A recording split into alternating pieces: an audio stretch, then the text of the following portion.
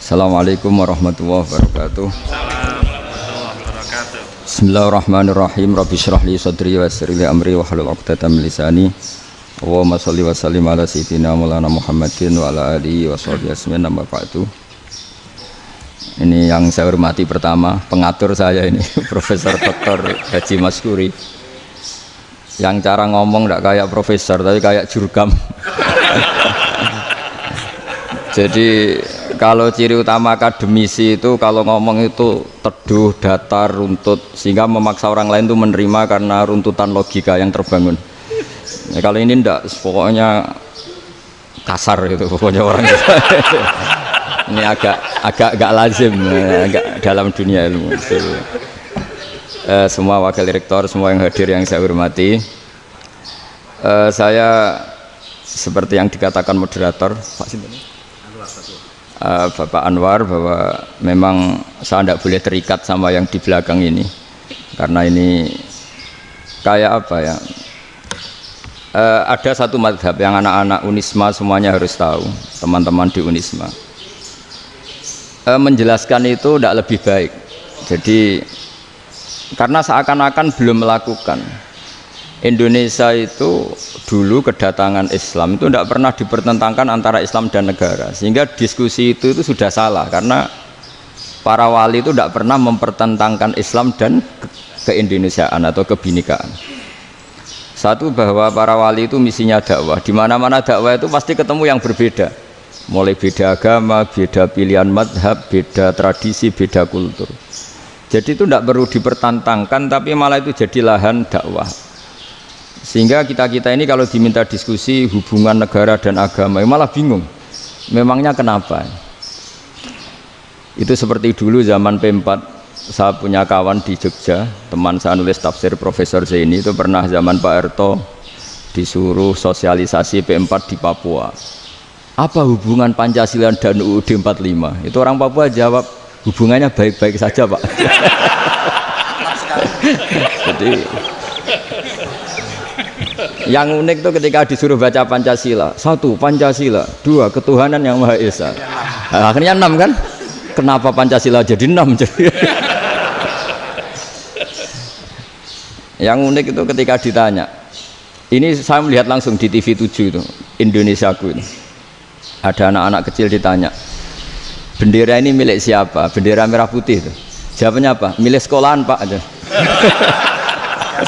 Karena memang milik sekolah. Itu yang tanya itu kaget.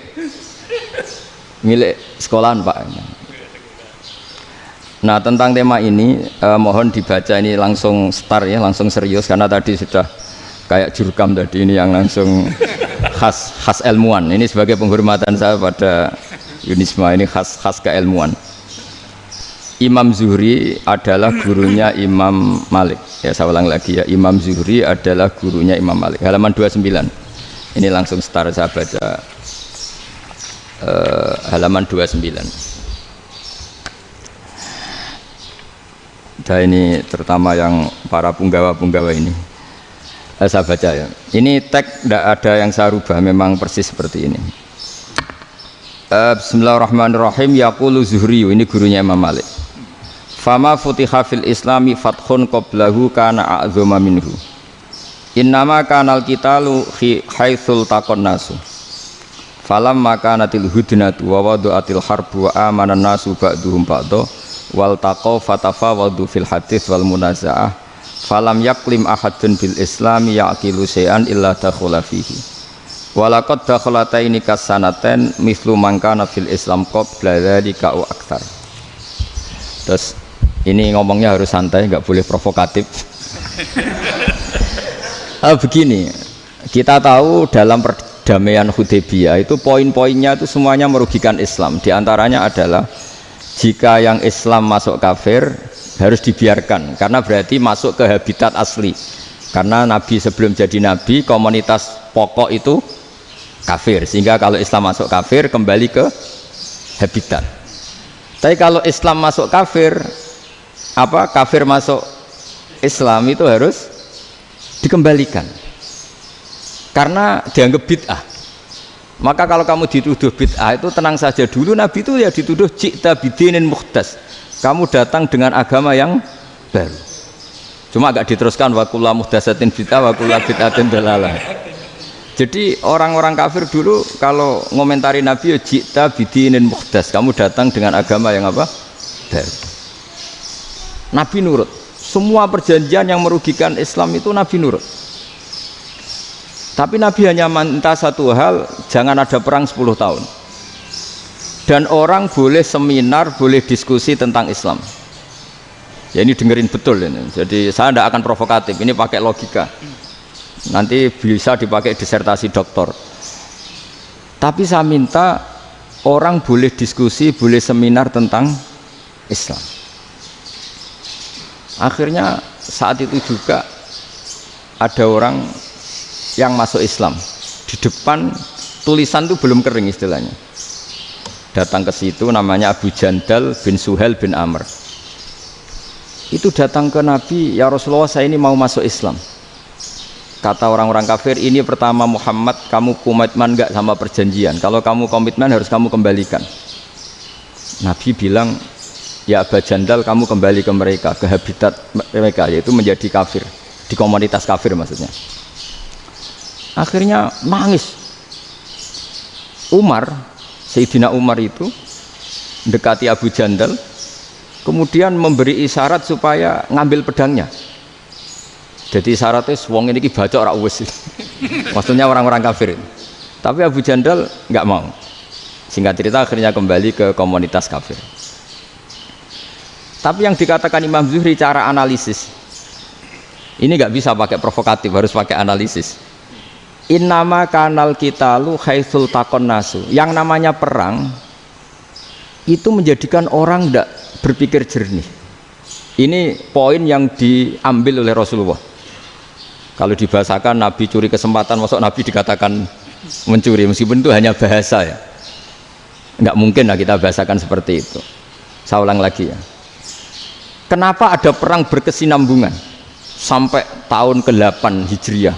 Mulai tahun kedua ada perang Badar sampai tahun 8 Hijriah itu perang terus. Nabi sama orang kafir perang terus. Akibatnya apa Pak Profesor? Namanya perang itu ya nggak kau bermikir. Pokoknya agar ketemu Islam perang, Islam ketemu kafir perang, nggak kau bermikir.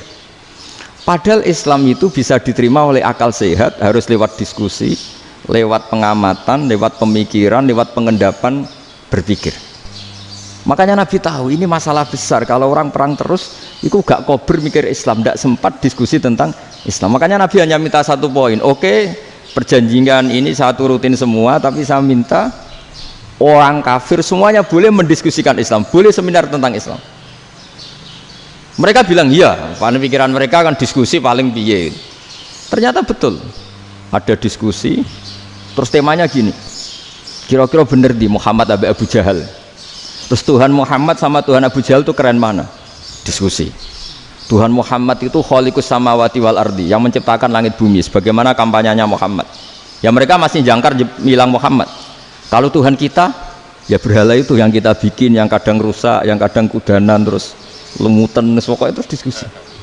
Kita kok bener pengirannya Muhammad. Terus Muhammad Abu Jahal. Mulai dhisik Muhammad itu ratau bodoh nih. Mulai dulu Muhammad tuh gak pernah bohong. Abu Jahal, waduh, wis bodoh nih ngongkonan. Wis ribet kan? Dan semua diskusi itu mengarah ke kebenaran Islam. Wah, akhirnya ngomong kafir sing tokoh-tokoh yo cara Jawa yo. Wah, semane jebule masalah ini kan. Artinya gini, kalau kita ingin Indonesia damai, sebenarnya yang untung itu Islam. Karena Tuhan yang menciptakan langit dan bumi tentu gak akan diperbandingkan atau akan dikalahkan oleh Tuhan yang lahirnya saja sudah di bumi. Misalnya kita menjual Tuhan Allah, siapa itu yang menciptakan langit bumi, yang ada sebelum langit bumi, bandingkan dengan Tuhan yang lahirnya di bumi, ada tanggal lahirnya, ada aktenya, itu kan sudah ribet kan. Begitu juga kalau memperbandingkan tokoh, Muhammad itu siapa? Tokoh yang bisa menyatukan pan Arabik, tokoh yang begini-begini, yang sayang istri, sayang keluarga, dibandingkan dengan tokoh Abu Jahal, Abu Lahab yang corong jauh penggaweannya yang ngerugikan orang lain. Akhirnya orang itu mulai tertarik sama Islam. Makanya kata Az-Zuhri, pakai bahasa dulu. Falam yaklim ahadun bil Islam. Tapi kalau sekarang yang populer itu bahasa yatakallam. Sebenarnya yang benar itu bahasa kalima yaklimu kalaman, karena masdarnya itu kalam, berarti sulasi nopo mujarrad. Tapi di fiilnya itu mujarradnya enggak kelaku. Jadi di fiilnya takallama yatakallamu, tapi untuk masdarnya yang kelaku kalaman. Jadi ini agak unik, agak enggak lazim. Mestinya kan takallama yatakallamu takalluman, tapi di masdarnya kalam populer, tapi di fiilnya tidak populer. Saya teruskan ya, ini penting sekali. Jadi menjual Islam, kalau boleh dibahasakan menjual, itu tetap enak dalam kondisi damai. Karena kalau kita perang, itu bawaannya kalau ketemu ya perang, kalau ketemu perang, sehingga orang itu rakober diskusi loh, saat benernya Islam sampai kafir itu bener di. Karena tidak kober diskusi, tidak sempat diskusi, orang yang milih yang kafir, karena yang mayoritas yang kuat. Sementara Islam zaman itu lemah. Lah Nabi itu yang diminta hudnah, yang penting kita damai. Terus orang boleh mendiskusikan benar mana kita dan mereka. Ya setelah diskusi ya tadi kan nggak mungkin Allah yang begitu keren hebat pencipta langit bumi dibandingkan berhala yang mengurus dirinya sendiri saja tidak bisa. Walhasil terus orang mulai tertarik sama Islam dan aturannya nggak boleh dilarang diskusi itu. Nah makanya saya pernah ditanya beberapa profesor di Jogja, Gus suatu saat kalau kampus paling keren di Jogja ini ada Islamic Studies, kemudian pengajarnya dari berbagai agama, ini riskan nggak bagi Islam? Saya jawab, asal yang didiskusikan Islam itu nggak masalah, yang repot itu nak umat Islam. Karena kalau umat Islam yang jadi percontohan, banyak raja yang dolim, banyak pemimpin muslim yang dolim, terus identik dengan Islam itu jadi dolim kan ribet. Ya kalau pas umat Islam, kalau Islam yang kumat kan jadi masalah kan. Nah ini kan terus jadi beda umat Islam sama Islam yang lagi apa? Kumat. Singkat cerita terus Islam mendapat posisi yang luar biasa. Nah makanya di sini diistilahkan falam makanatil hudnah, ketika ada perdamaian wa amanan nasu ba'dum ba'do, orang merasa aman, itu fatafawadu fil hadis wal munazaah, mereka berdebat. Munazaah itu berdebat, keren mana konsep Muhammad dengan konsep Abu Jahal, keren mana konsep Tuhannya Muhammad dengan Tuhan kita, terus diskusi. Dan mereka akhirnya ikrar, wah yang benar ya Muhammad lah. Di mana-mana Tuhan tuh ya sebelum langit dan bumi, di mana-mana Tuhan ya punya reputasi menciptakan. Masa Tuhan reputasinya diciptakan, kayak berhala dan sebagainya. Ibadah juga gitu. Ibadah wong kafir itu kalau tawaf itu telanjang, ibadah Muhammad santun pakai pakaian. Terus akhirnya mereka mulai tertarik Islam. Sehingga saya lihat di beberapa tafsir, saya memang tidak akan ngomong yang tidak serius, ngergani Unisma ben sawangane pemikir serius. Di Quran itu sampai lihat di tafsir Tobari itu ada ayat bal naqzifu bil haqqi 'alal batil fayadmaghuhu fa idza huwa zahid. Qadzafa itu kalau di kamus tak lihat itu takallama bila dalilin. Qadzafa itu ya pokoknya sekenanya. Artinya gini, kebenaran Islam atau kebenaran hak itu kamu taruh sekenanya saja itu tetap menang. Apalagi kamu taruh secara teratur, kamu taruh sekenanya saja itu tetap menang. Sehingga di sini banyak sahabat yang hidup di Cina. Sekarang juga banyak orang alim yang milih hidup di Amerika, banyak orang alim yang milih hidup di Inggris. Dan mereka pede, percaya diri, karena kebenaran itu kamu letakkan di mana saja, itu tetap akan menang, akan menemukan momentum kemenangannya. Misalnya gini, contoh paling gampang. Dulu para peneliti, saya ulang lagi, dulu para peneliti itu ya datang kemana-mana, termasuk Ibnu Battuta, termasuk Ibnu Khaldun, ya semua peneliti itu suka neliti. Setelah diteliti, Quran itu satu-satunya kitab suci yang membicarakan sains, misalnya tentang falak, tentang astronomi, tentang asal-usul kejadian manusia, kejadian makhluk, juga bicara tentang geografi, geologis, semuanya.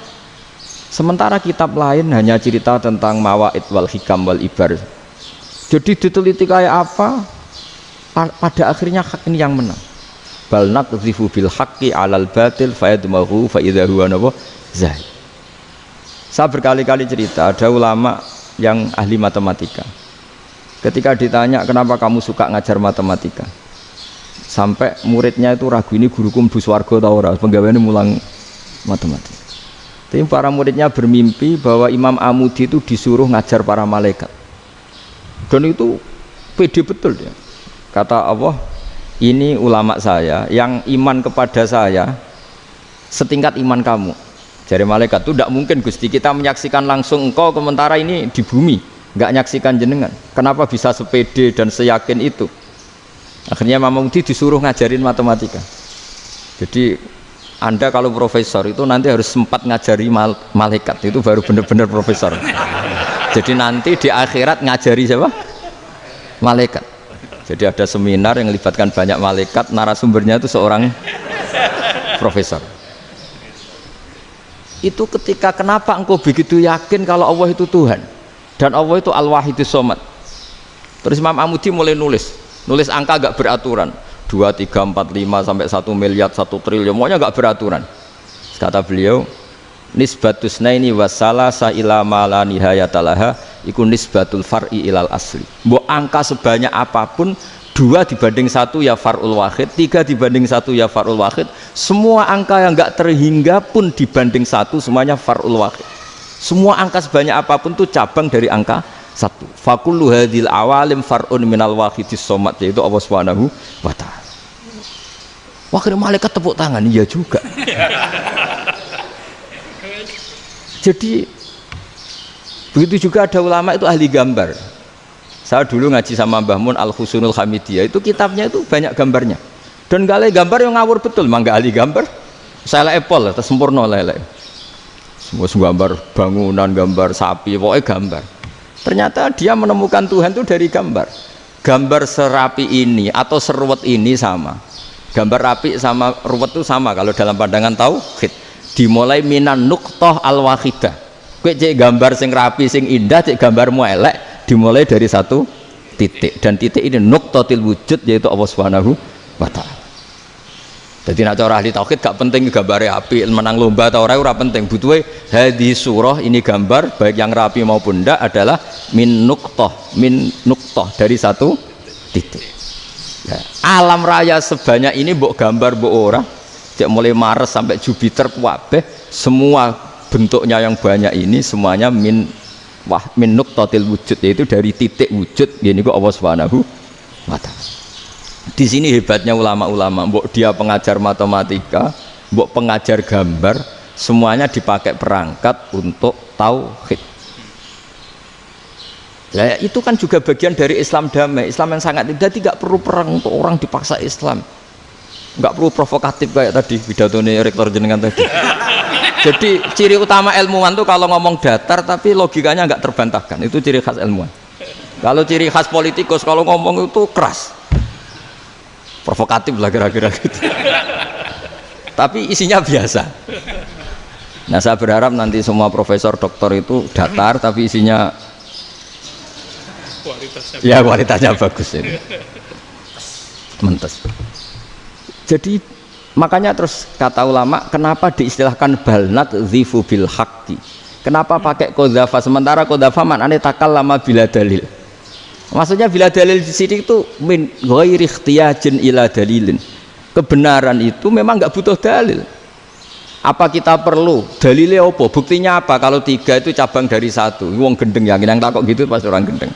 Wong 3 cabang dari 1 kok ditanyakan buktinya apa? Itu min awalil bidah. Pertama orang pasti tahu kalau 3 itu far'ul wahid. 1 juta juga far'ul wahid. 1 miliar juga far'ul. Gambar yang sebanyak apapun ya dimulai dari 1 titik. Cek gambar benar maupun yang tidak. Akhirnya apa? Ulama dulu itu sebegitu rileks nerangkan tauhid. Lalu kenapa asma ini yang ya ini kan khas NU ya, khas pesantren. Sebenarnya saya keberatan pakai istilah khas NU, pakai khas pesantren karena NU itu anaknya pesantren, jangan dibalik pesantren anaknya NU, karena sebelum ada NU itu ada pesantren. Tapi kayaknya Unisma lebih suka pakai bahasa NU dan saya ya agak-agak orderan yang terpaksa disuruh ngomong. Ini agak apa ya, agak kacau sebetulnya ini, agak kacau. Jadi NU itu sama pesantren itu tua pesantren. Jadi NU dilahirkan pesantren, bukan dibalik pesantren dilahirkan NU. Sehingga barokahnya didirikan pesantren ini, kadang nyuwun sewu sekali Mbah Hasyim itu kadang ide besar beliau itu ora dituruti wong NU. Jadi Mbah Hasyim cara kula kok dadi Mbah Hasyim ya mangkel. Mbah Hasyim itu ngarangno kentong. Nggih ngaramno beduk, tapi wong NU nganggo kentong. Beduk. Dan uniknya Mbah Hasyim enggak tersinggung. Karena ciri khas pesantren itu membolehkan perbedaan apa? Pendapat. Itu masyhur khilafnya Mbah Hasyim sama Mbah Fakih Mas Kumambang itu sampai dikitabkan. Saling ngeritik, saling macam-macam lah. Jadi cara berpikir Mbah Hasyim ketika Nabi rembukan, ini gimana ya cara menentukan waktu sholat ya? Ya pakai kentong ya Rasulullah, dzakalin nasara itu untuk orang Nasrani. Ya pakai buk itu trompet, dzakalil Yahud itu untuk orang Yahudi. Terus, ada yang usul lagi pakai api ya Rasulullah, dzakalil Majusi itu orang Majusi. Setelah itu ada orang datang lari-lari cerita mimpi azan tadi. Ya itu terus dipakai sarana pemanggilan sholat ya azan itu. Sehingga Mbah Hasyim menolak kentong. Karena mantas sababi qaumin fahuwa minhu. Beliau keras sekali sampai bilang haram. Beliau judulnya ya haram, al-jasus antakrimin nakus. Setelah naskah itu sampai ke Mbah Fakih Mas Kumambang di Gresik situ, di daerah Dukun situ. Dulu nggak ada WA ya, jadi sampainya ya lama. Makanya saya sampai sekarang nggak punya WA, karena ya saya ulama kan, kalau WA-an terus ya jadi ulama. Nggak jadi ulama, main WA-an terus itu. Nah itu termasuk rektor nggak kau bermikir itu mesti kebanyakan WA. Karena kan otaknya didikte oleh sesuatu yang masuk. Sesuatu yang dilihat itu kan pasti mendikte kita. Beda kalau yang enggak WA-an kan mikir apa kita yang menentukan. Kalau WA-an kan kita ditentukan. Mau mikir anaknya butuh apa gara-gara WA informasi Jakarta mikir Jakarta. Padahal secara kewajiban ngapain kamu orang Malang mikir Jakarta. Gara-gara WA mikir Jakarta belum selesai ada berita di Sulawesi, mikir Sulawesi. Habis itu mikir NTT. Makanya semua orang sekarang merasa tokoh nasional gara-gara informasi yang masuk itu nasional. Jadi Mas Yo RT yang mikir gimana Gus Indonesia kok. Padahal RT sampai lupa kalau dia itu RT. Jadi semua orang sekarang merasa tokoh nasional. Dan itu gara-gara apa coba? Akhirnya semua orang juga punya ide tentang nasional. Harusnya negara itu gini-gini. Jebule wonge sing duwe ikon itu sapa? RT. Ribet kan? Saya teruskan, setelah naskah itu sampai ke Kiai Fakih Mas Kumambang, beliau itu marah besar. Ini harus dilawan, dan saya bukan karena benci Mbah Hasyim. Beliau teman saya ketika ngaji Kiai Mahfud di Mekah. Jadi Mbah Fakih dan Kiai Hasyim itu teman ketika ngaji di Mekah. Terus cara ngelawan tuh lucu, gak ilmiah, tapi gak ilmiah wong alim tetap ilmiah. Di mana-mana serupa itu tidak sama. Ya kalau mungkin zaman Nabi di Madinah itu zaman itu kentong itu identik dengan milik Nasrani. Di Indonesia beda. Pos kampling ya kentong, kebakaran ya kentong, wae sarapan orang di LP ya pakai kentong. Jadi tidak ada jaminan kalau kentongan itu identik dengan Nasrani. Lalu haramnya di mana? Yang di mana-mana tasabuh itu identik. Ini tidak identik. Mulai masalah kan? Mulai masalah. Jadi beliau gaya judul Hazruus. Hazruus itu kepala bergeleng-geleng. Sekarangan kok ngene jadi sekarangan kok provokatif gitu. Nah, dan itu Mbah Hasyim ya hormat Mbah Fakih hormat Mbah Hasyim. Saya sendiri secara pribadi itu lebih suka pendapat Mbah Hasyim sebetulnya. Karena bagi saya sholat itu sakral, ya sudahlah kalau sakral ya dipanggil dengan sesuatu yang sakral yaitu kalimat thayyibah adzan. Tapi saya tidak akan bilang kalau kentongan itu haram. Karena kalau haram alasannya mirip orang Nasrani. Sementara pos kampling ya pakai kentong, ada banjir ya kentong, ada kebakaran ya kentong. Jadi tidak identik untuk misa atau untuk sholat ala Nasrani. Tapi itu dulu ya rileks saja, dua beliau itu ya saling menghormati padahal saling kritik. Dan dulu ulama yang beda madhab itu ya saling menghormati. Imam Syafi'i itu kalau sholat di kawasan Masjid Abi Hanifah ya tidak kunut. Ketika ditanya kenapa kamu tidak kunut sementara engkau berpendapat kunut itu sunat, ikroman di hadal madhab, saya sangat menghormati madhab. Imam Ahmad bin Hanbal itu berpendapat kalau orang pakai bekam, pakai iftisot atau hijamah itu batal sholatnya. Sementara Imam Syafi'i mengatakan tidak batal apa sholatnya atau wudunya tidak batal. Tapi Imam Ahmad itu ditanya, apa kamu makmum Syafi'i? Bagaimana mungkin saya tidak makmum sama wali kutub seperti Imam Syafi'i? Padahal menurut keyakinan Imam Ahmad ini sholatnya batal. Ini habis ikhtijam udah wudu. Tapi tetap saja beliau karena perbedaan pendapat di furu' itu lazim. Ya orang boleh berdebat lah. Ketika Unisma datangkan saya, itu saking senengnya kiai, apa saking sombongnya sampai ngatur kiai, kan nggak pernah bisa diperdebatkan. Itu kan orang boleh debat kan? Itu saking angkuhnya apa saking senengnya kan nggak jelas kan? Kan dan orang boleh setuju pendapat saya, yaitu ngatur kiai itu haram. Setuju juga Pak Rektor, ekspresi mahabbah itu ya macam-macam. Dulu sahabat ya gitu, sahabat itu ada yang nggak kenal wajahnya Nabi sama sekali sampai akhir hayatnya. Ketika ditanya, lo kamu itu sahabat kok nggak tahu wajahnya Nabi? Saya tidak pernah berani memandang Nabi karena ijlalan Nabi, terlalu menghormati saya sehingga tidak berani memandang wajahnya. Ada sahabat yang penggawaannya dulu wajah Nabi sampai bisa nyifati alfiu faminunil hajib, sampai bisa nyifati detail karena dulu wajah Nabi itu ibadah. Ada seorang wali ditanya, kalau kamu di surga ingin nggak melihat Allah? Enggak. Loh, tapi semua orang ingin melihat Allah. Unazzihu dzalikal jamal an-nadhari misli, ben gak elek-elek Allah tak delok terima aku. Wong ra jelas. Berarti kok delok pangeran. Banyak. Jadi justru tapi karena saking takzimnya. Enggak lah, mosok sak aku kok. Makanya saya berkali-kali cerita, menurut kesepakatan ulama, soft awal itu paling baik. Tapi banyak juga wali yang kalau sholat itu di belakang. Koyok paling bener yang kok ngarep gitu. Lu bayangkan misalnya kamu semangat di soft awal di Masjid Haram, jebule sholatnya salah. Itu dari malaikat gayane kok ngarep, jebule ra roh.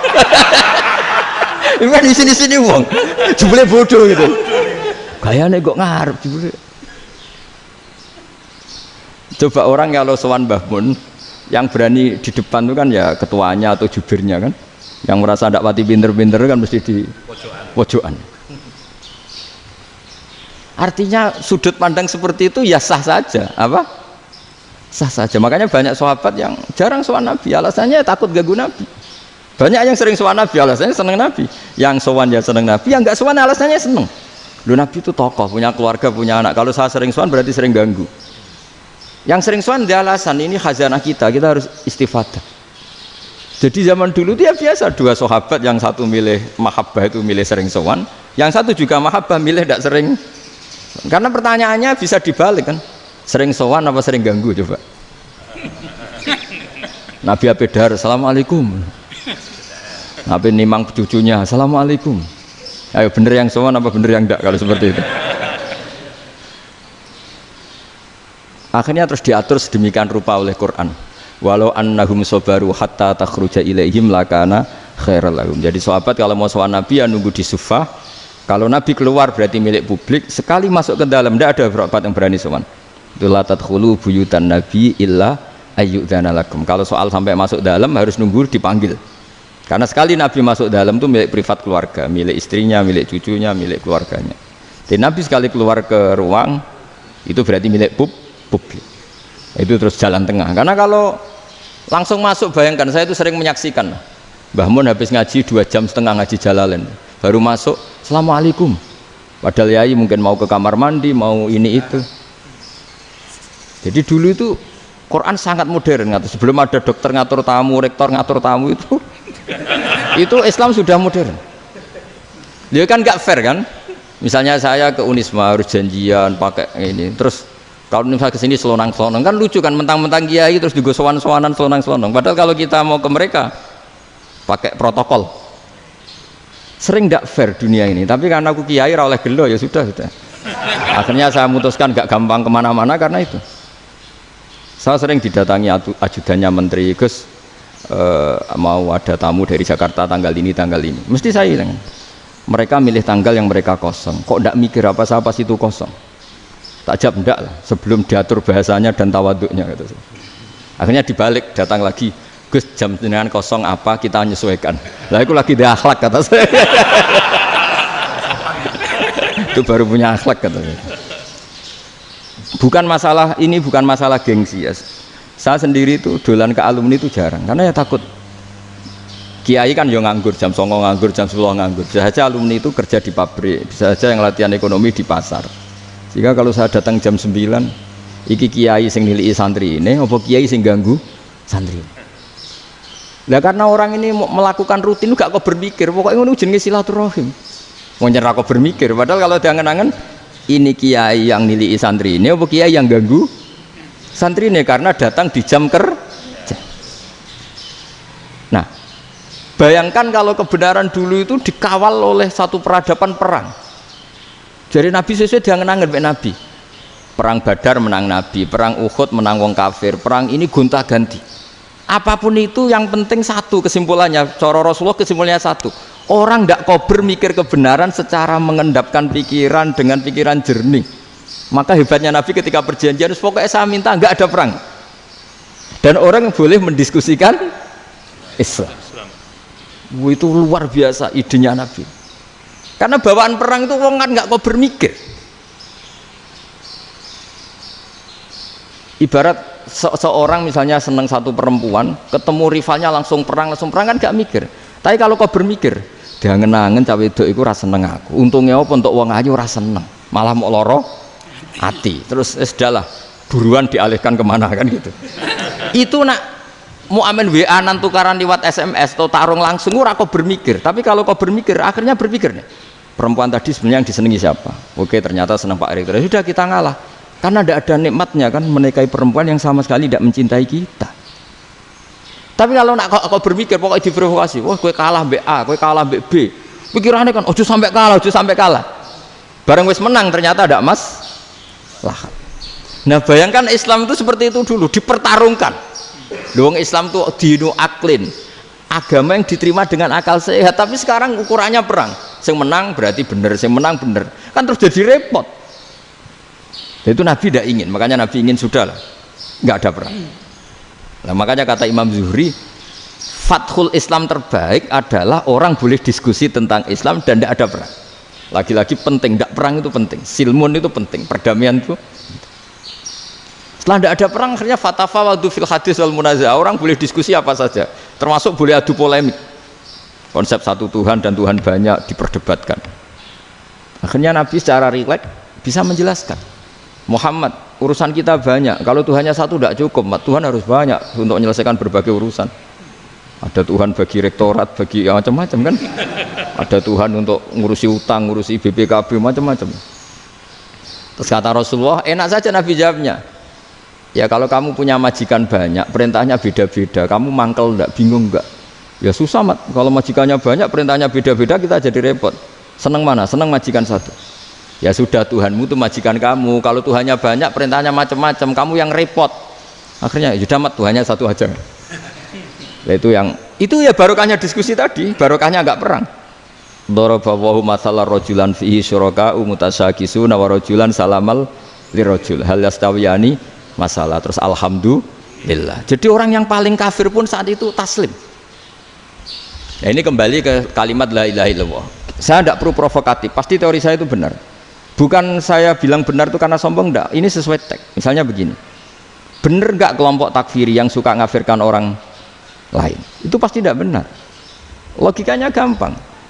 Orang yang kafir 70 tahun saja dengan melafadzkan la ilaha illallah menjadi muslim. Masa dengan kalimat yang sama yang muslim menjadi kafir? Itu logikanya kan enggak ketemu. Orang kafir 70 tahun untuk menjadi muslim disuruh baca apa? La ilaha illallah. Tapi gara-gara baca la ilaha illallah nyekel patok jadi kafir. Pertanyaannya, loh ini kalimat apa? Kalimat untuk mengkafirkan apa kalimat untuk mengislamkan?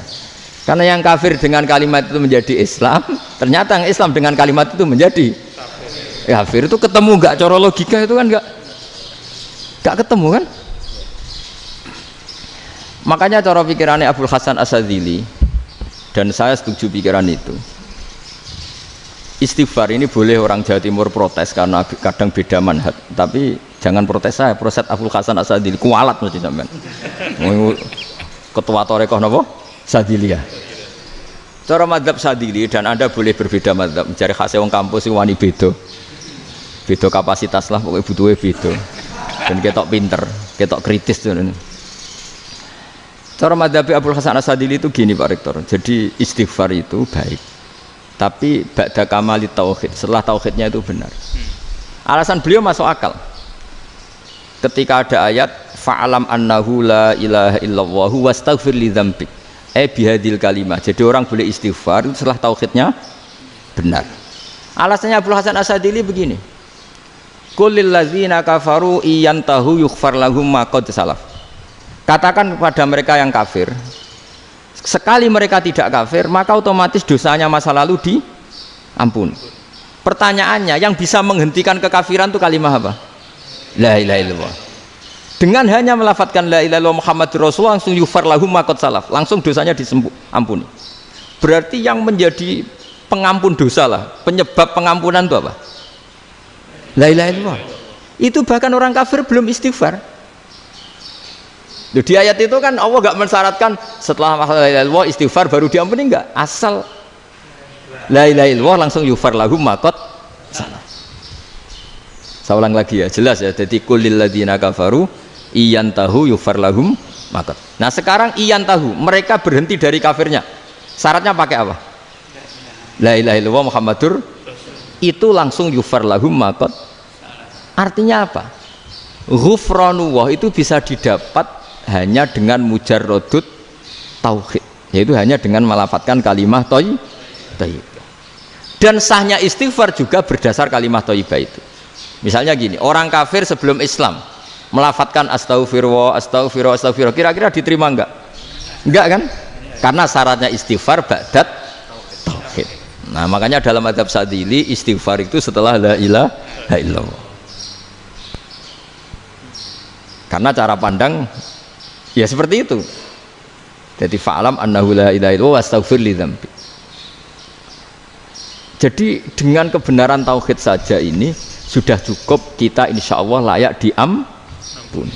Karena innallaha la yaghfiru ayyusyraka bihi wa yaghfiru ma duna dzalika liman yasha. Jadi orang yang tauhidnya benar itu bisa diampuni Allah asal tauhidnya benar. Itu Allah ngendikan liman yasha wa yaghfiru ma duna dzalika liman yasha. Dawe Imam Suyuti walam yakun liman yastaghfir. Jadi orang yang bertauhid secara benar meskipun gak sempat istighfar itu tetap potensi diampuni. Karena bawaan tauhid itu sudah menjadi layak diampuni. Kayak orang kafir sekali ngelafadzkan kalimat tauhid mbok gak istighfar langsung diampuni. Nah, karena melihat seperti itu terus orang berlomba-lomba memperbanyak jumlah ngelafadzkan la ilaha illallah. Jadi kita yang alim, kita semua, saya tidak bilang saya, kita termasuk yang di pinggir-pinggir saya ngaku alim ora masalah lah soalnya. Kita semua yang alim-alim itu tahu bahwa la ilaha illallah itu super. Sudah bawaannya tauhid, juga punya kelayakan diampuni. Nah, kemudian nasib kita agak sial. Malah kalimah ini dituduh bid'ah, dituduh khurafat. Mergo Nabi nggak pernah tahlilan, Nabi nggak pernah. Nabi nggak pernah tahlilan, kalau diartikan Nabi ora tau maca la ilaha illallah, aneh gak kalimah ini. Nah, ini provokatif ini. Jadi ini sudahlah keanehan-keanehan ini kita terima karena ciri utama wali, ciri utama ulama itu wa'udhu fisabilillah, harus pernah disakiti. Jadi kalau Unisma sakit karo dituduh apa? Dituduh bid'ah itu berarti belum calon ulama. Calon ulama itu wa'udhu fisabilillah, harus disakiti. Jadi kalau kamu disalahpahami itu ya harus santai. Termasuk provokatif tadi. Iya, termasuk provokatif tadi. Termasuk diatur tadi itu. Jadi kalau cara berpikir kan, karena mereka itu memang kalau kita turutin itu memenya itu terlalu, kadang menghujat kita itu enak ya jadi KNU, ada orang mati datang, kiainya dapat makan, dapat rokok, terus pulang gitu. Jadi apa, terus kita kayak tersangka terus. Kita kan kayak tersangka terus, tertuduh terus itu. Terus yang orang NU ya memenya juga nggak kalah ekstrimnya. Boleh ya ajaran orang nggak boleh ngasih-ngasih kiai gitu. Berarti boleh dong ajaran kikir. Jadi memang kadang apa ya, cangkem elek lah bahasa kasarnya itu. Itu memang kadang lebih mengenakan. Kalau kita datang ke acara mayat kan dapat makan, dapat minum. Kalau yang sohibul bed rokok ya dapat rokok. Kalau kiainya dapat wajib, kadang 20.000, kadang 50.000. Terus memenya itu kok setega itu ya, ada orang meninggal kok malah kita makan-makan. Seakan-akan kan kultur ini biadab kan gitu. Tapi yang orang NU kebalikan bales. Oh ternyata nggak boleh ya mayit disodakoi. Ternyata nggak boleh ya orang dermawan. Berarti Islam membolehkan medit ya gitu. Model ini kan. Tangan-tangan itu luwih mandi timbang takbir ya kan. Karena ini kan memicu emosi kan. Memicu apa? Emosi. Nah, tapi saya kalau disuruh bela mana itu tidak ada yang saya bela. Ya seorang sudah lah, kalau mau nganggur saja sudah itu. Ya tapi itu memang apa ya? Itu khazanah Islam. Ada yang kritik, ada yang enggak. Ya itu memang khazanah. Ya biasa aja. Kalau saya biasa aja. Karena dulu ulama itu sudut pandangnya itu ya seperti itu. Ada yang ulama suka ibadah itu sholat, ada yang milih apa tidur. Sampai Imam Ghazali bilang suatu saat ibadah terbaik di zaman akhir itu tidur kan. Sholat saja kalah sama tidur kan. Tapi itu loh ya, yang wajib tetap loh, terus kamu gak sholat wajib. Begini beliau mencontohkan itu. Ada orang sholat tahajud terus obsesinya itu ingin hajatnya terkabulkan. Sementara yang tidur obsesinya nikmati rahmatnya Allah, boleh tidur, bisa tidur. Kata Imam Ghazali, timbang kita tahajud terus nuntut pangeran aduk turu katanya. Mergo engko dia akibat terus setan memberi bisikan, lo nyatanya kamu tahajud ya gak terkabul, berarti cerita bahwa Nabi ngendikan kalau doa tahajud mustajab enggak. Daripada ngono ki aduk turu ora tau ndonga ya. Timbang abri-abri Islam ya, timbang elek-elekin apa? Islam. Jadi ulama itu mulai dulu itu sudah berpikir. Banyak orang menjadikan tahajud sholat malam itu media untuk hajatnya. Dan kalau gak kesampaian ini mutung. Nyalahkan kiainya ijazah ramandi macam daripada ngono ora usah apa tahajud turu. Dan jenis kayak ini tuh banyak, makanya ulama kayak saya itu saenake dhewe itu ya jarak. Saya sering didolani mukhibin terus bilang Gus saya doakan gini-gini saya mau nyalon bupati atau saya gini, saya bilang gak waduh orang ndonga ora mandi darane ulama dongane ra mandi. Nak mandi kamu jadi bupati tetap nganggep karena beli. Sopo sing ora roh bupati saya juga beli. Ribet kan? Ketika mereka jadi ngunsurkan doa kamu apa karena kemarin beli? Yang beli maksudnya nggak beli nggak usah tersinggung. Jadi ribet ngadepin. Nggak artinya gini loh, doa itu jangan dipakai begitu loh. Kalau minta nasihat tak nasihati jadi bupati yang baik, gubernur yang, kalau minta doa itu resikonya akhirnya kiai-kiai kalau diminta doa ya doa, sebenarnya diisinya itu gak doa kemenangan. Itu nggak selamat gitu karena ribet. Makanya Islam itu doa itu setelah iman, aturan iman benar baru doa. Aturan iman benar termasuk Allah itu yaf'alu ma yasha, boleh melakukan yang dikehendaki. Allah nggak boleh terdikte oleh doa kita, nggak boleh. Ya saya ulang lagi ya, madzhab Hasan Asyadzili ini khas kita. Jadi la ilaha illallah itu didahulukan sebelum istighfar. Tapi kebalikannya madzhab Imam Sanusi itu dibalik. La ilaha illallah itu kalimat yang sakral. Karena yang sakral dibutuhkan muqaddimah, yaitu yang melafadzkan harus yang sudah bersih, yang sudah steril baru melafadzkan la ilaha illallah. Maka dalam madzhab Sanusiyah istighfar dulu baru la ilaha illallah. Nah, cara madzhab Abul Hasan Asyadzili kebalikan, istighfar itu sah setelah sahnya tauhid. Kamu ikut mana dulu? Asyadzili apa Sanusiyah? Alhamdulillah sama-sama tidak paham ya sudah. Akhirnya sudah. Iya, nggak kemana-mana kan gitu. Jadi apa ya?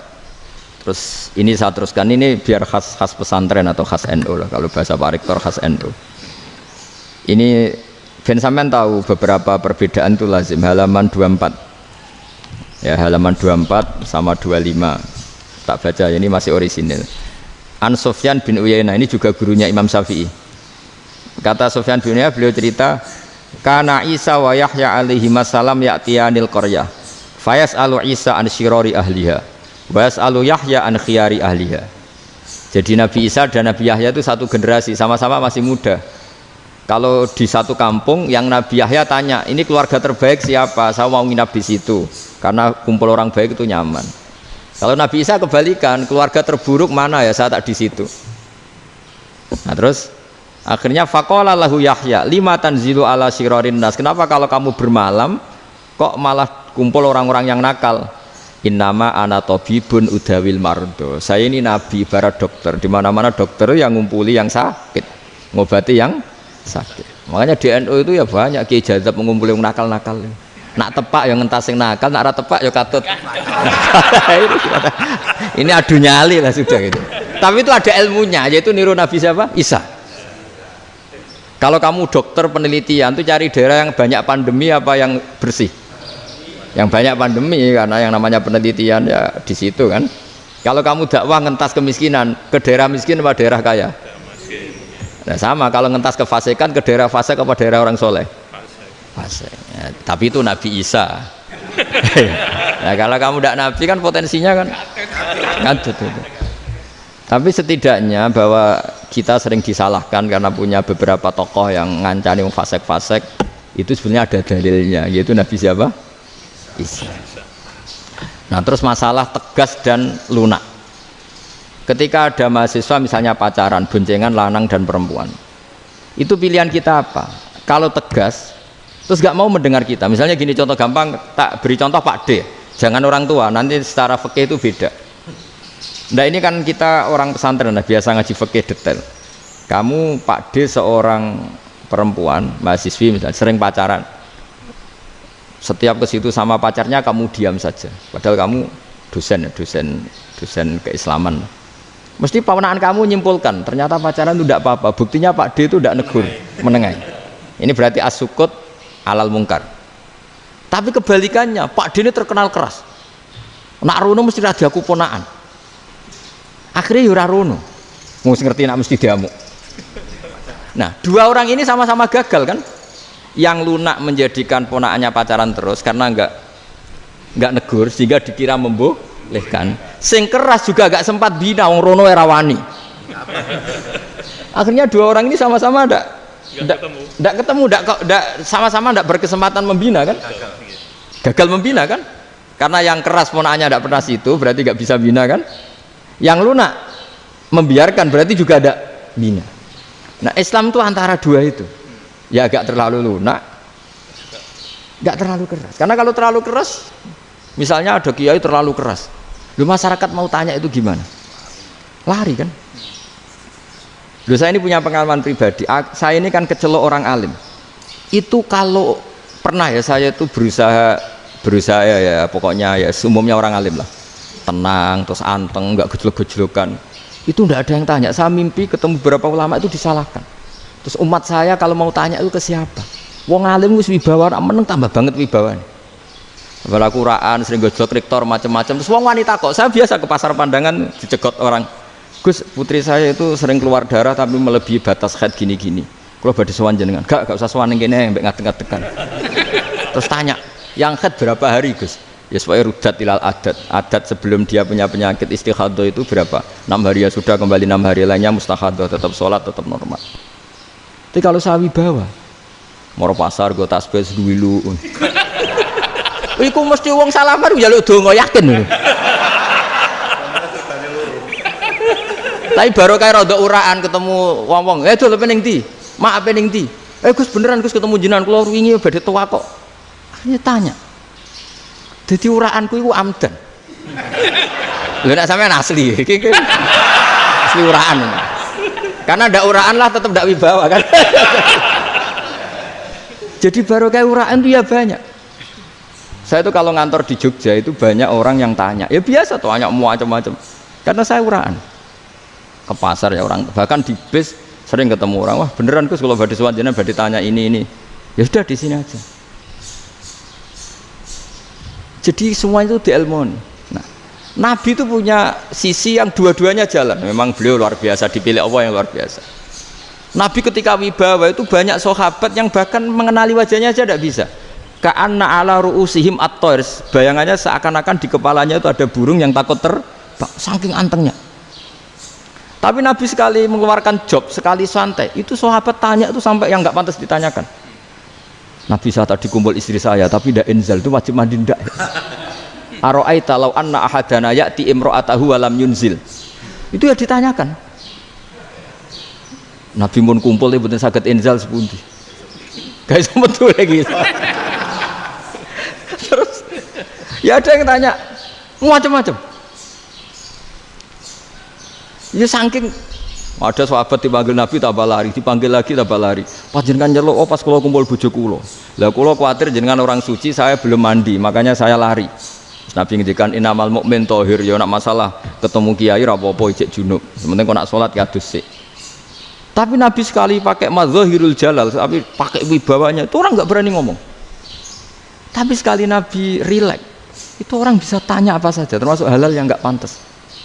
Ya ada sahabat itu tanya lucu, tanya Maimunah. Maimunah itu ya cantik tapi sudah agak tua lah. Maimunah, ya umal mukminin, hukumnya ngambung bojo pas Ramadan piye? Wah gak roh aku, gak tahu diambung kan Nabi pas Ramadan.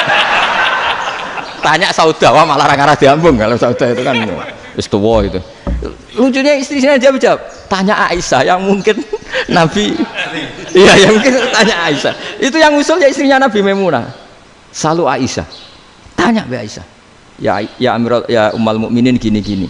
Wah Aisyah yang cantik masih perawan kan. Qabbalani Rasulullah bahwa oh Nabi biasa ngambung-ngambung pas Ramadan dan beliau tetap puasa. Akhirnya fakih ngarang kan wa takbil fi Ramadan wa tublah la tubtilu shauma ngambung ora. Iku ya udah biasa di sini. Ya nasib bojone ayu. Ndak ini artinya seasik itu. Jadi garwane Nabi sing ngrasa rodok tuwa. Wah, aku ora tahu ya. Kok Aisyah. Serilek itu dulu itu.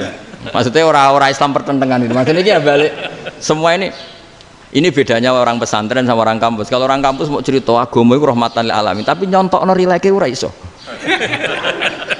Agama itu rilek, tapi nyontokno rileke ora iso. Mergo ora pati ngaji. Contohnya ora iso, tapi mau gawe kaidah kok Islam itu rahmatan. Jadi Nabi itu lah, Allah juga gitu.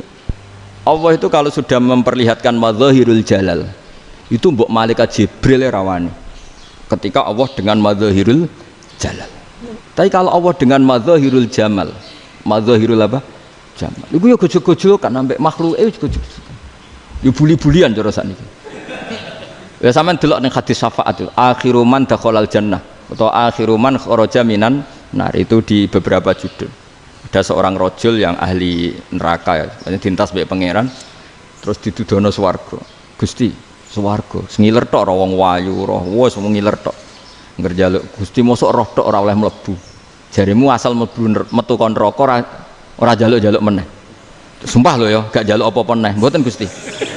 Sekali saya keluar dari neraka ndak akan minta apa-apa lagi. Wis. Wallahi, wallahi. La as'alu ghairaha. Mesti ghaira khoslah, ghaira tilkal khoslah. Ya niku pokoke selain keluar dari neraka saya ndak akan minta lagi.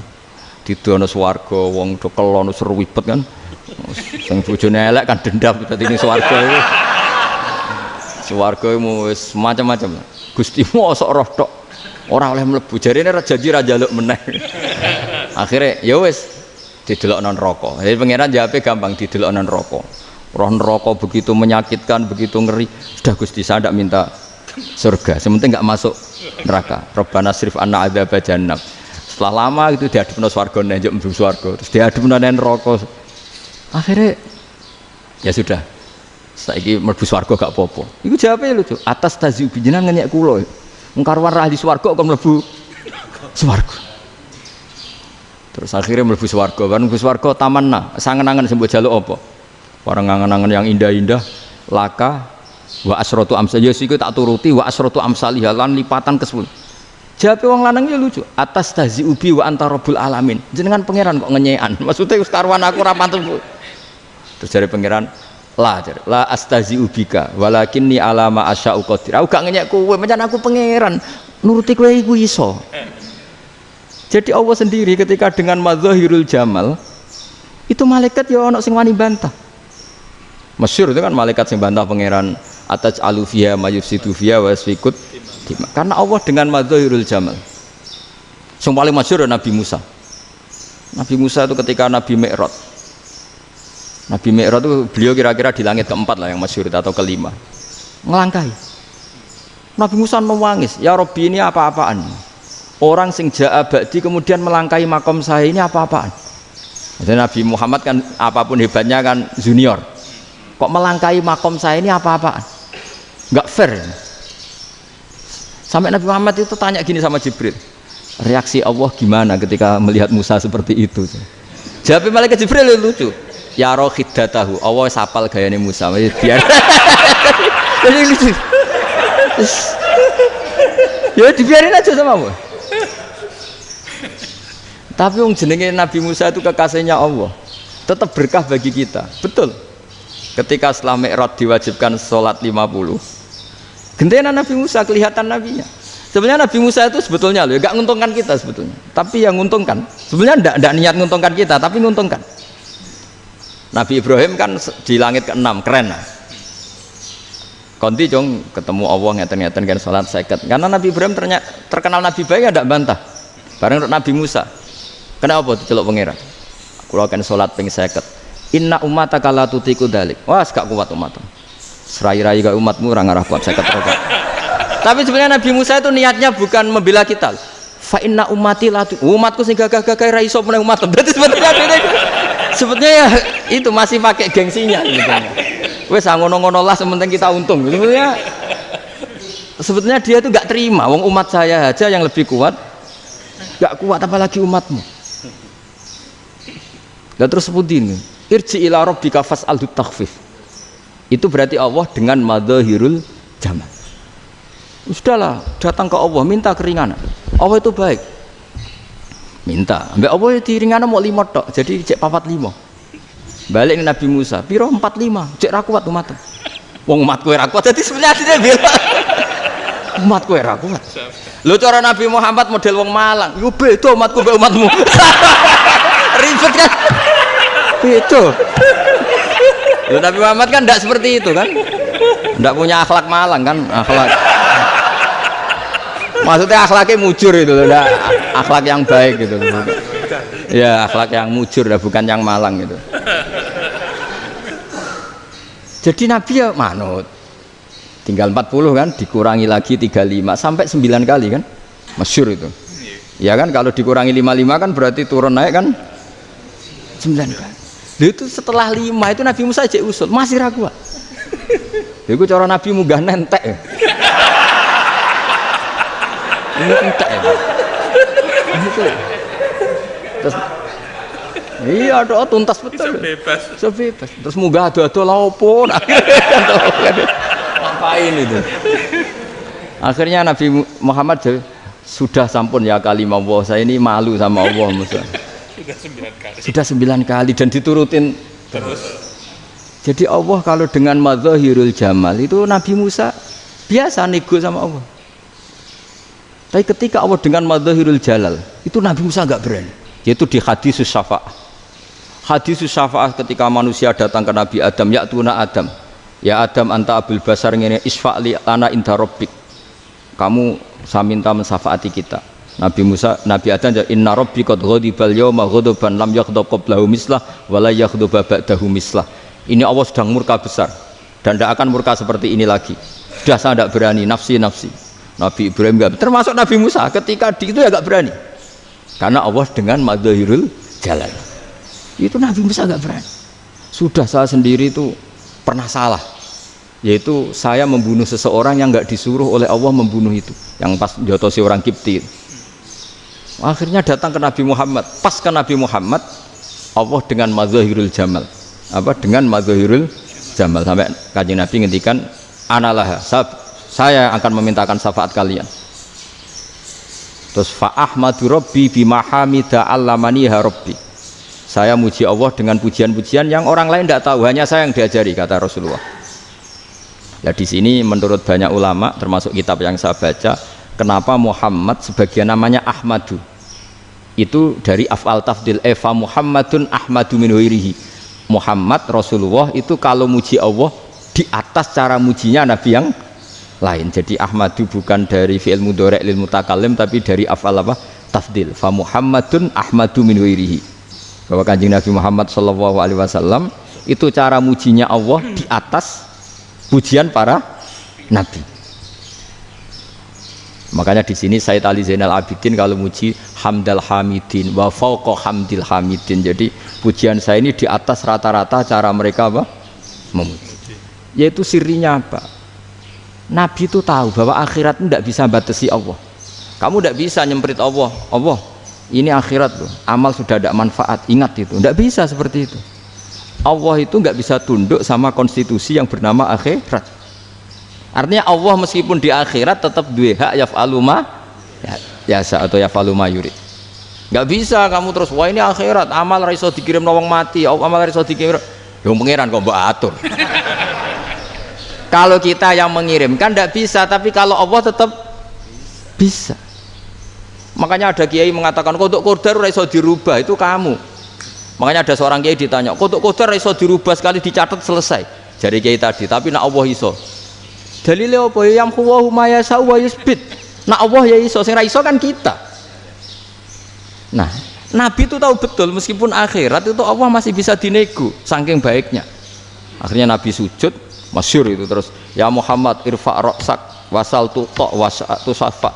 Semat sirahmu angkat, kujo apa tak turuti. Terus semenjak itu Nabi minta apa? Syafa. Artinya apa? Ketika Nabi lain berpikir bahwa akhirat ini membatasi amal karena sudah Nabi tahu betul kalau Allah tetap Allah yang enggak terbatas kekuasaannya, enggak terbatas rahmatnya juga saat di akhir. Makanya disebut fa Muhammadun Ahmadu min ghairihi. Makanya wa mubasysyiran bi rasuli ya'ti mim ba'dismuhu Ahmad. Jadi makanya terus banyak GNU sing macam-macam lah. Ono sing potongane wedi terus hati-hati. Niku berarti makome Madzahirul Jalal. Ono sing amen guyon nek makome Madzahirul Jamal. Ono sing ra jelas ngene iki, sing ra jelas. Nak guyu buanter kok nangis yo buanter. Jebule urusan utang. Lah ini sudah yang udah. Jadi makanya yang rileks saja. Sebenarnya agama ini santai, rileks karena agama ini harus bifarohin wasururin. Enggak boleh agama ini dibawa dengan kekerasan, dengan antisosial. Karena agama ini harus kul bi fadlillah bi rahmati fa bidzalika falyafrahu, harus senang, harus rileks. Makanya saya jadi kiai itu senang takutnya gini. Sekali saya tidak senang jadi presiden buruk. Ternyata jadi wong alim ora enak, itu contohnya. Sampean merengut terus uripe susah, nanti orang tidak berani jadi orang alim. Makanya saya buktikan bahwa saya lebih bahagia dibanding rektor. Nanti orang yang jadi rektor semua nggak ingin jadi orang alim. Saya pernah ketemu sekian rektor di Jogja tanya, Gus kenapa jenengan bela-belain pesantren sampai segitu? Kan keren kampus NU, sekarang ada Unisma, ada NU Jogja, ada NU Jepara gini. Tak bilangin gini, sampai rektornya itu istighfar. Saya bilangin gini, ini sekaligus tak kasih tahu ini rektor Unisma ini. Tak bilangin gini, andai kan tidak ada kiai kayak saya itu Islam bisa tutup. Kok bisa Gus? Misalnya ada perempuan haid faqal adat. Itu kalau untuk tahu hukumnya haid daftar dulu ke Unisma. Daftar dulu kan? Setelah daftar nunggu pelajaran haid. Baru tahu haid setelah 3 tahun dari masalahnya gitu. Tapi baru kayak kiai ketemu saya di jalan, Gus anak kula nu haid ngeten-ngeten mboten normal hukumnya piye? Oh hukumnya ngene dibalekno ning adat. Ora usah registrasi, ora usah daftar. Jadi ya harus ada istighfarnya lah. Unisma juga harus istighfar, semuanya harus istighfar. Karena ada sisi yang nggak mewakili kebutuhan Islam. Tapi saya sebagai kiai juga istighfar. Karena fakta hukum mengatakan yang boleh jadi KUA yang jabat, yang boleh kemenak yang punya gelar. Dan ini yang mengawal Islam secara undang-undang karena mereka yang bikin. Nah karena kiai tidak punya gelar tidak bisa jabat di situ. Saya juga istighfar. Jadi tidak sampai untuk yang istighfar. Karena yang kebutuhan ini terwakili yang punya gelar. Tapi yang punya gelar juga harus istighfar tadi. Mosok kepen roh hukum haid ngenteni kuliah se. Ngentek. Itu aja nanti nunggu guru yang pas mata pelajaran itu. Ya, terus kapan dekne salate wong jawabannya belum ketemu. Tapi baru kayak saya kan ketemu di jalan tanya. Gus saya sering ketemu. Gus saya ini bapak angkat. Mau nikahkan putri saya. Itu gimana itu kalau cerita wali sebenarnya anak saya sok, kalau nggak cerita nggak sah karena saya bapak angkat.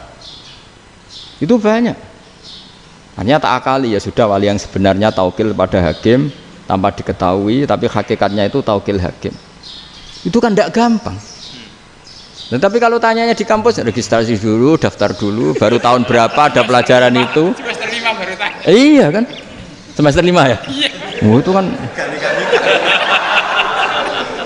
Jadi jangan kira terus sistem Unisma itu yang terbaik di dunia, tidak juga kan? Tidak juga. Dan sistem-sistem yang lain maksudnya ada aja. Tapi sistem kiai lho, Mbah Mun juga sering pesen saya, kowe kudu seneng pegawai negeri. Piye-piye sing jaga agama itu pegawai negeri. Kemarin pas acara 7 harinya Gus Roba sama matur itu di depan para kiai. Setelah saya jadi kiai ya itu nyata. Islam di Papua, di NTT yang bawa siapa? Dokter negeri, ya kan? KUA negeri. Barokahnya mereka negeri dijamin negara kan? Barokahnya Muslim berkebutuhan Islam. Akhirnya bikin musola di situ, bikin masjid. Bahkan di Korea Utara itu ada masjid bawaan duta besar, karena banyak duta besar Muslim berkebutuhan masjid. Yang bisa gini itu yang negeri apa yang swasta? Negeri lah. Di sini kiai tidak mewakili semua kebutuhan apa? Islam. Tapi kampus juga enggak, kampus Islam sekalipun tidak memenuhi semua kebutuhan Islam tadi. Masa orang tanya kan nunggu semester berapa tadi? Semester 5 masih daftar dulu. Nunggu pelajaran itu. Payahnya pas ketemu dosennya, wong saya tidak pernah ribet kan? Pas dosennya cowok gitu. Jadi sudahlah, makanya ini. Iya, makanya ini kan bentuk kearifan lah. Jenengan ngakui fungsi kiai kayak saya itu bentuk kearifan. Saya juga ngakui jenengan ini butuh kearifan. Saya sering didolani KUA itu. Itu rata-rata ya didikan kiai. Kompilasi hukum Islam itu banyak ya, janda cantik. Contohnya harus cantik, kalau jelek nggak mungkin terjadi kan. Ada janda cantik kebetulan suka kawin tapi takut zina. Saya ulang lagi, suka kawin tapi takut.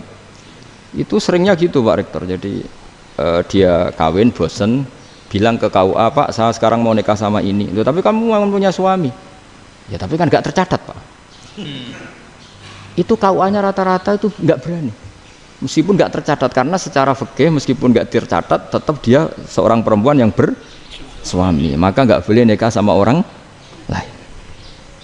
Jadi coba kalau nyun sewu KUA hanya ngikuti hukum formal, yang penting di catatannya nggak punya suami, ya dinikahkan saja kan. Tapi mereka enggak, karena didikan kiai nggak berani. Artinya gini, kalau hanya pro hukum catatan sipil, maka ini dinikahkan bisa karena nggak tercatat. Tapi secara hukum santri nggak bisa dong menikahkan perempuan sing dzati zaujin yang punya suami. Jadi ini barokahnya kerjasama yang baik. Jadi di masyarakat itu tertanam didikan kiai, nggak boleh nikahkan perempuan yang bersuami. Tapi di KUA ngikuti hukum formal. Dan di Indonesia itu KUA itu rata-rata konsultasinya ya sama kiai. Sehingga ya nggak berani akhirnya, meskipun aku wedi mlebu rokok mbak, gak iso. Dan itu banyak. Seorang lagi ya, makanya ini kan pesantren itu nggak boleh mati. Orang kiai-kiai kayak saya nggak jelas-jelas itu harus lebih jelas lagi. Karena ini yang on time, yang online, yang siapa saja bisa tanya. Saya itu SMS saya itu nggak punya HP WA. HP jadul itu SMS-nya tiap hari tak berapa. Orang yang tanya dari Kalimantan, dari Aceh.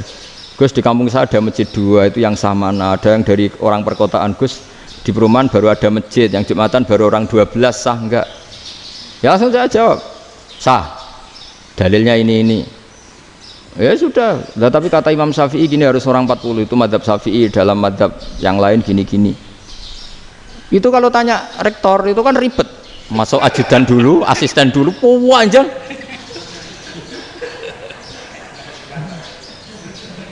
Wah itu kan ribet kan? Manggil dosen dekan VAI dipanggil, dekan VAI nggak mau langsung jawab, cari dosen yang nekuni itu. Usul fikih, saya nekuni itu baru seminar, nunggu dulu mbak, ini orangnya baru. Panjang kan? Bisa tutup Islam kalau kesuwen.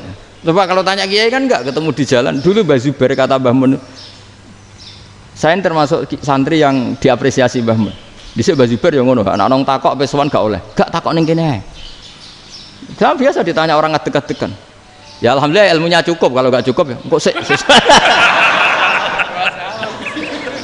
Jadi sebetulnya orang sopan itu ya agak ada yang ditutupi sebetulnya. Mboten prayogi teng dalan nginjang mawon matur. Ya sebetulnya ya sebenarnya memang ilmunya agak cukup gitu. Tapi itu sebenarnya secara fikih itu haram, menunda itu haram. Ya haram tuh. Coba bayangkan ya, kalau tanyanya sekarang, Gus saya ini sudah keluar darah 1 bulan penuh, padahal normalnya hanya 6 hari. Saya nanti sholat enggak? Kalau ninjang mawon dugi kula, berarti kan hari ini belum ada keputusan. Sholat apa enggak kan? Tapi karena modus tadi, boten prayogi nggih ngendikan ngoten teng dalan ninjang tengen kula. Itu kemungkinannya 2, sopan atau goblok, itu saja. Kayaknya kalau sopan enggak lah. Kayaknya enggak lah kata saya. Karena secara fikih itu jelas haram. Bagaimana mungkin sesuatu yang harus dipraktekkan nanti duhur dijawab besok, berarti duhur, asar sampai subuh belum ada jawaban, berarti nggak ada sholat kan? Makanya dibutuhkan orang-orang alim yang kultural seperti ini, dan NU menghormati kultural. Tapi Mbah Mun juga sangat menghormati Islam formal, karena tadi produk-produk formal itu bisa dilembagakan oleh negara, dan itu kita ikut untung. Makanya Mbah Mun itu kalau punya tamu KUA, punya tamu polisi sampai pejabat itu. Kenapa saya contohkan KUA? Supaya jangan kira seperti pendapat orang-orang hasud, wah ya mesti aja disolani presiden seneng, menteri seneng. Enggak juga. Sebenarnya semua kiai itu mulai KUA sampai polisi, polsek, polres itu seneng semua. Karena sama-sama diajak mengawal bangsa ini, diajak mengayomi semua masyarakat. Tapi kadang-kadang masyarakat ngeritiknya, jenenge kiai disolani menteri ya seneng, presiden. Padahal yang sowan kiai itu ya mulai KUA, Kapolsek, kepala desa, RT, mudin. Itu mudin kalau tanya ya lucu-lucu. Gus kalau nate nyembelih pitik kemanian, pitike go gedhe man. Akhirnya wis ngerti nak kemanian langsung tak sebelah meneh terusane ku sak ta ora. Ribet. Ya tak jawab, lah pitike masih ku jek urip ta ora? Cek urip Gus, wis sah cara mazhab Malik kerja urip. Karena itu ada perdebatan antara mazhab Malik dan mazhab Syafi'i. Nah, cara Imam Syafi'i itu agak ketat.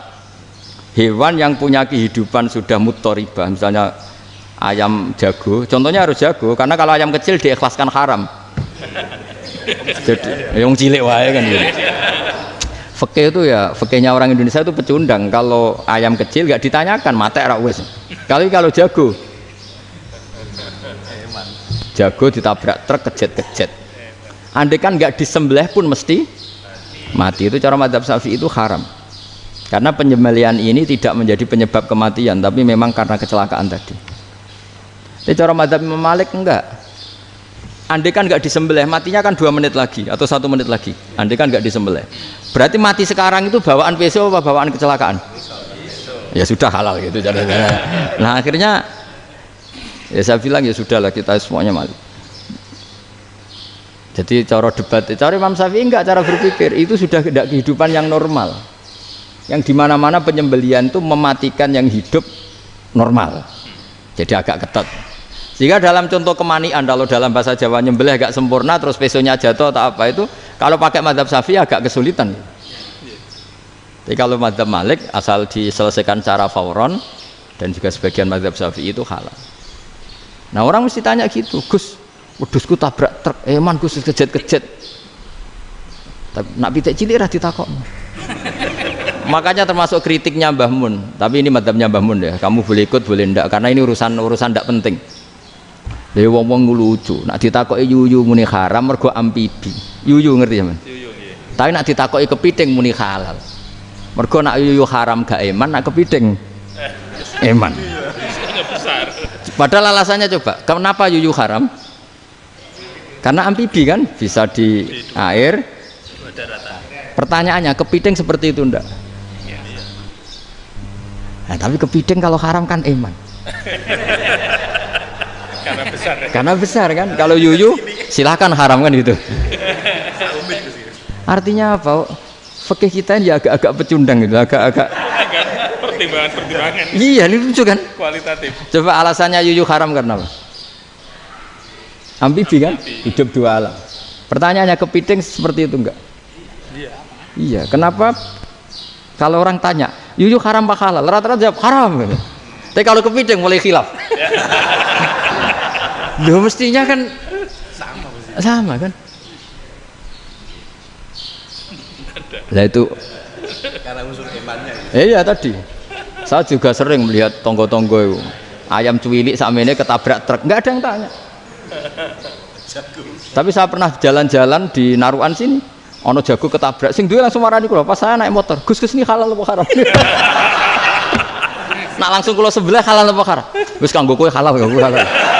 Karena saya tahu tak jawab haram mesti kecewa itu. Aduh. Kiai ini beratnya kan.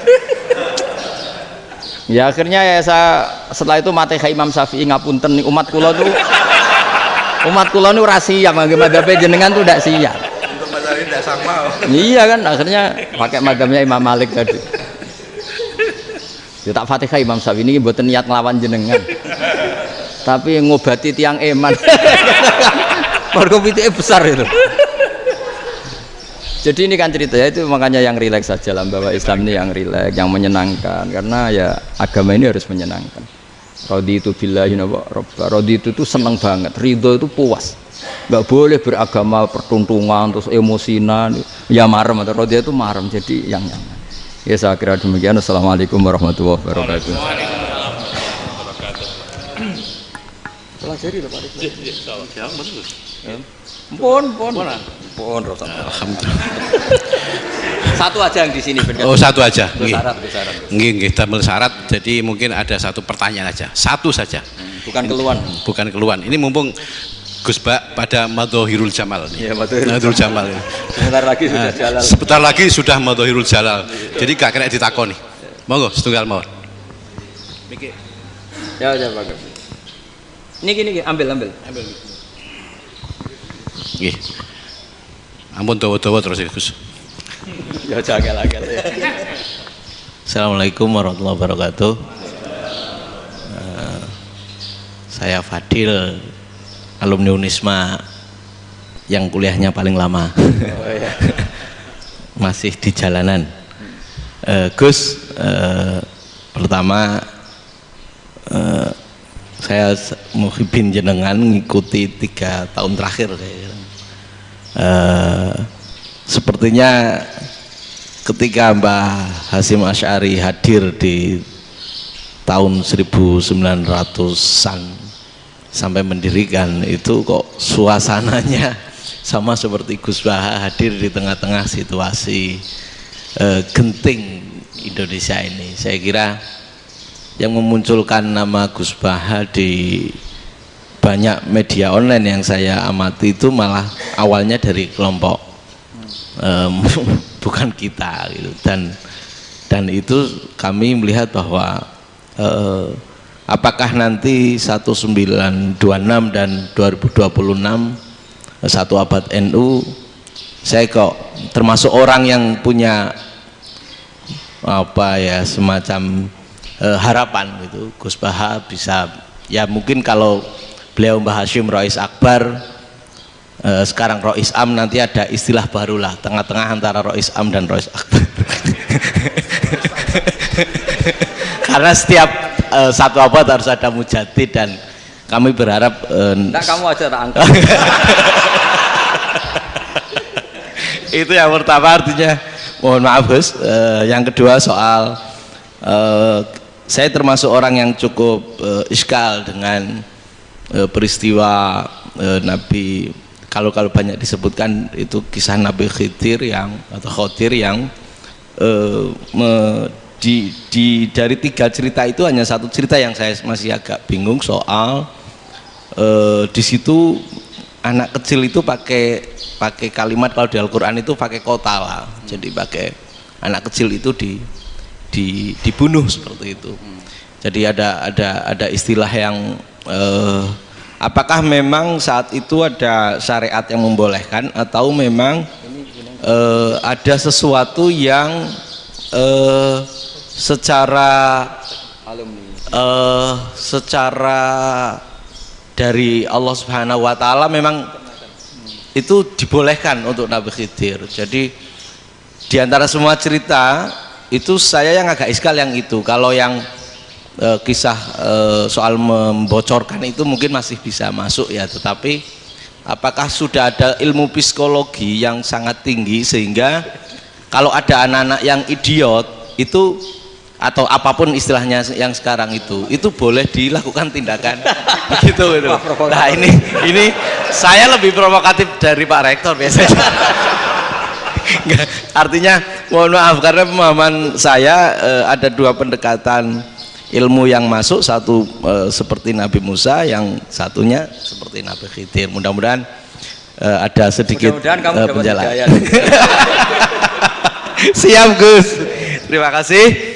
Dan yang terakhir mudah-mudahan karena Indonesia situasi terakhir saya kira kita ketahui lagi pandemi seperti ini Gus, jadi saya juga ingin pendapat Gus Baha, apakah ini situasi pandemi corona itu Allah sedang madhohirul jamal atau madhohirul jalal?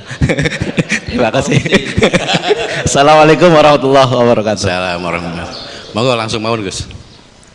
Ini provokatif ini kayak. Loh di situ aja kamu tanya kok terus mirip. Siapa Fadil ya? Dari peternakan ya? Peternakan. Tapi mau ngomong tafsir itu. Mulai kacau peternakan ngomong tafsir ini mulai kan. Nah, ini ada yang hafal Quran ngaco, paling enggak setengah hafal. Enggak yang dari Unisma. Enggak begini, ayat itu kan ditutup wa ma fa'altuhu an amri, ya saya maknani wa ma fa'altu lan orang nglakoni ingsun hu ing kabeh sing kasebut an amri mergo kepinginanku ingsun. Jadi saya melakukan itu semua bukan karep saya sendiri. Jadi Khadir sendiri itu kamu untung ndak nekuni tafsir. Kalau nekuni tafsir yang kamu soal bukan Nabi Khidir, karena Nabi Khidir itu hanya satu orang. Yang kamu soal harusnya Israel. Itu ndak rektor, ndak kiai besar, ndak siapa saja dihabisin itu. Kenapa Israel tidak kamu tegur? Gimana hukumnya qatlul mukmin? Kenapa Israel tidak kamu masukkan ayat wa may yaqtul mu'minam muta'ammidan fajazauhu jahannamu khalidan fi. Ingat ya Israel. Iya kan? Nah, Israel melakukan pembunuhan itu, kadang yang dipateni nyuwun sewu orang soleh betul. Tapi wae kabundut ya. Itu Israel juga tidak atas pilihannya, tapi karena perintah. Nah, Khadir itu bukan nabi syariat, kira-kira mirip kayak Israel, karena beliau bukan nabi syariat. Jadi ini agak aneh, kan orang nekuni tafsir kayak saya sampai berjilid-jilid kitab. Saya kemarin mata saya agak sakit karena saya nangis itu sudah 2 hari. Bukan mikir sampean tapi mikir ilmu ini harus ada yang mempertahankan. Karena apa ya, nekuni ilmu itu kan ribet. Kalau yang nekuni ilmu terus dosen terus rektor itu ya agak ada fasilitasnya. Kalau nekuni ilmu kiai itu naruh keramat kan taqabbalallahu minna minkum taqabbal ya karim. Iya, tapi saya alhamdulillah keramat jadi ya tetap hidup itu terus. Saya ulang lagi ya. Harusnya Mas Fadil itu kalau nekuni itu yang disoal tuh Nabi Khidir. Nabi siapa? Apa malaikat siapa? Israel. Karena itu korbannya lebih banyak. Pertanyaannya, Israel kena enggak oleh aturan ayat wa may yaqtul mu'minam muta'ammidan fajazaahu? Kan enggak. Karena semua itu wa ma fa'altuhu an amri. Saya lakukan ini. Mungkin ngaji kamu enggak khatam sih, mau delok fakotalah itu. Itu Nabi Khidir pasti tersinggung, nggak baca belakangnya itu ya, karena jurusan peternakan itu atau salah gurunya yang ngajar. Daripada nyalakan satu orang mendingan 2 ya. Jadi kalau ngaji itu khatam sehingga ngerti ayat itu kan ditutup wa ma fa'altuhu an amri. Nah, menurut Ibnu Hajar al Asqalani yang nyarai Bukhari, dan ketika itu cerita tafsir ayat itu, wa hadza dalilun ala anna Musa afdhali minal Khadir. Justru ayat-ayat itu menunjukkan Musa itu lebih utama ketimbang Nabi Khidir, karena Nabi Khidir monoton melakukan apa saja yang diperintahkan Allah, sementara Musa tetap dengan gugatan syariatnya. Beliau gak terima ada orang main membunuh. Aqtal tanafsan zakiyatan bi ghairi nafs laqad ji'ta syai'an nukra. Sur'atu Musa ila nahyil mungkar itu menunjukkan beliau Nabi ulil azmi. Jadi Nabi Musa langsung sikap, wah ini tidak benar kamu, padahal sudah ada perjanjian, kamu tidak boleh bantah. Tapi Nabi Musa lebih ngeboti syariat, lebih memihak syariat, nahi mungkar itu wajib. Justru itu menunjukkan derajatnya Nabi Musa fauqal Khadir. Makanya Nabi Musa tetap gugat, nggak bisa dong, ini nafsan zakiyatan kok kamu bunuh. Maka itu jadi ilmu. Nabi Khidir pada akhirnya nyuwun sewu ya tidak bisa jawab. Makanya beliau menutup wa ma fa'altuhu an amri. Sebenarnya saya sendiri itu ya tidak punya alasan. Jadi kalau Israel kamu tanya, ini gimana ini? Wong melarat mulai cilik, meh sugih mbok pateni. Mbok yo baro ben sempat sugih gitu. Ini kuliah paling lama, urung sempat urip penak. Nah itu kan mbok yo mateni wong kira-kira nek wis sempat mapan sempat. Lu andai kan Israel pakai aturan syariat kan mateni orang kan jadi kira-kira lah. Jadi itu tidak ada hubungannya tadi dengan ilmu yang kamu katakan urusan psikologi anak itu tetap semuanya haram dibunuh, nggak boleh. Ya jadi tetap makanya ini pentingnya ngaji khatam itu tadi. Jadi pada akhirnya Nabi Khidir itu ada punya alasan, hanya ngendikan wa ma fa'altuhu an amri. Pada akhirnya yang paling pokok yaitu semua ini saya lakukan saya sendiri itu tidak tahu karena perintah. Jadi untung kamu gak nyual Nabi Israel. Kalau nyual diinjem ribet kan.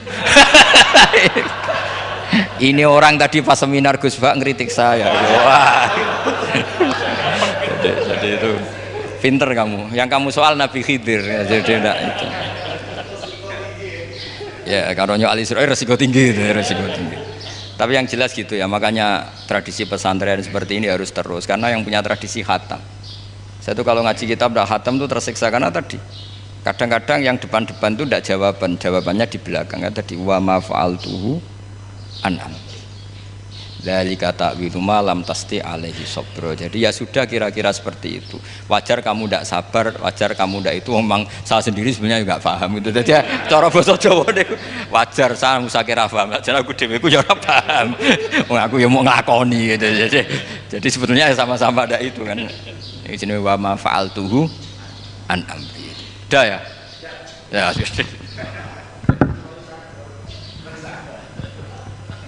Sudah ya? Nggak perlu dijawab katanya beliau. Baik Bapak Ibu semuanya yang saya hormati, dan saya tidak harus menyimpulkan karena kalau menyimpulkan malah itu mendukuri ulama kan gitu. Itu enggak tawadhu lagi malah itu khawatir kualat tuh. Baiklah mungkin hanya kita tutup dengan berdoa yang dipimpin oleh Gus Bah. Nggih betul napa-napa dan setelah itu nanti kita foto bersama nonton. Al-Fatihah. Alhamdulillahirabbil alamin. Ya Rabb wa ya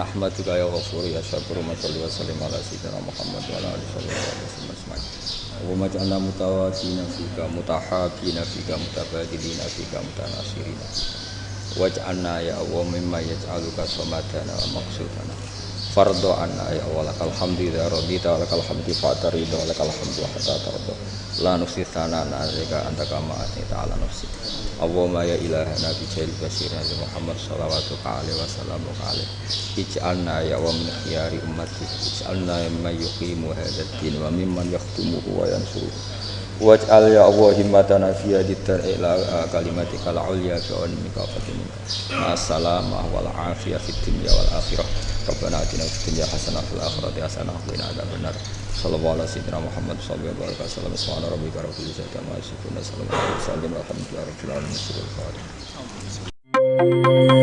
alamin.